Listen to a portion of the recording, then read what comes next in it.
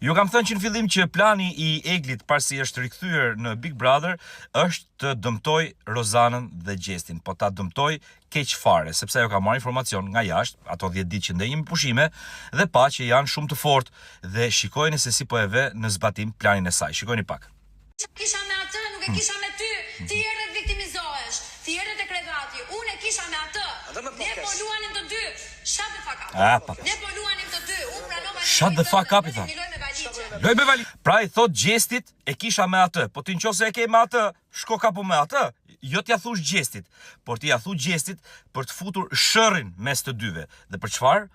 Për një lojë me valigje, për cilën Egli u bë jashtëzakonisht xheloze. Shikojeni këtë tjetrën. Se ti do prap bësh një lojë deri ditën e fundit. Kaç, nuk ju alem. Nuk ju alem. Le të dalë unë xhelozja për nënën time në mosh. Pra Egli në një mënyrë krejt naive, krejt infantile, po pranon me gojën e saj që po, është xheloze, duke vërtetuar kështu gjithçka që i ka thënë Rozana Eglit.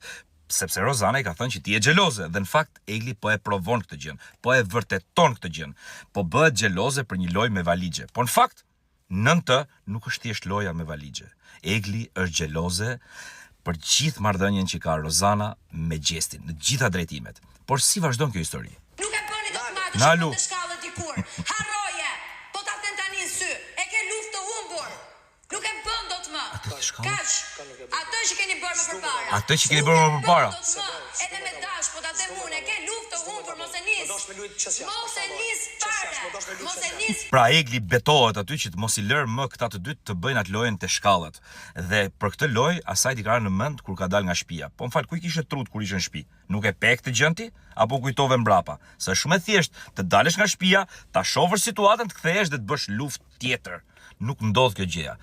Aq më tepër që në këtë moment Egli ka vendosur as të mos ta lërë të flasi Gjestin. Shikojeni pak. Apo më le të foli pak. Nuk të la. Jo. Nuk dua. E çmendi. Apo më le të foli pak. Jo mos le. Jo. Me pak fjalë pra, Egli tregon planin e saj pak a shumë që ka ardhur për ta shkatruar këtë binom mes Rozanës dhe Gjestit, edhe pse Rozana dhe Gjesti po ta ktheni kokën mbrapa, hol nuk i kanë bërë asnjë gjë, sidomos Gjesti s'ka bërë asnjë gjë. Përkundrazi, Egli ja ka bërë të gjitha vetes, sepse nuk ka dashur të besoj atë që don ajo, jo atë që ai kanë thënë. Dhe të gjitha që i kanë thënë si Rozana, si Gjesti po i dalin të vërteta sot. Mirë po, ajo është e detyruar ta bëjë këtë luftë, sepse e di shumë mirë që Rozana dhe Gjesti janë më të fortit. Edhe pse si kanë bërë gjë, duhet zihet me këta që të kapi një vend finale. Kaq është.